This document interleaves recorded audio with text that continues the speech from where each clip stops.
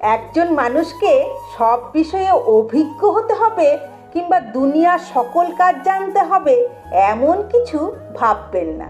আপনি যে কাজ জানেন সেই কাজে পুরোপুরি মনোনিবেশ করুন।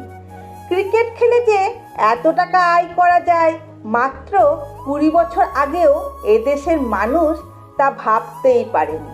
আউটসোর্সিংয়ের মাধ্যমে ঘরে বসে এমন অনেক মানুষ ভালো টাকা আয় করছে যা কিনা মাত্র 10 বছর আগেও আমাদের কল্পনার বাইরে ছিল।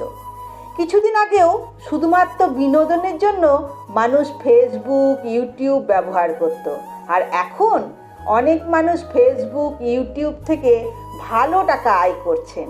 এমনকি হালের টিকটক থেকেও আয় করা মানুষের সংখ্যা কম নয়। তাই কোনো কাজকে ছোট না ভেবে যে কাজ করতে আপনার ভালো লাগে বা যে কাজে ভালো জানেন সেই কাজে মনোযোগ দিন। নিজের প্রতি বিশ্বাস রাখুন, সফল আপনি হবেনই। অলসভাবে বসে না থেকে যে কোনো কাজ করে সৎভাবে উপার্জন করুন। হতাশা আপনাকে ছুঁতেও পারবে না। অবশ্যই মনে রাখবেন, উপার্জন করার কোনো নির্দিষ্ট বয়স নেই। 18 বছর বয়স হলে আয়ের পথ খোঁজা উচিত। আপনার উপার্জন করার এখনো বয়স হয়নি এমন ভুল ধারণা পোষণ করবেন না। একটি নির্দিষ্ট বয়স পর্যন্ত অপেক্ষা না করে উপার্জন করতে শিখুন।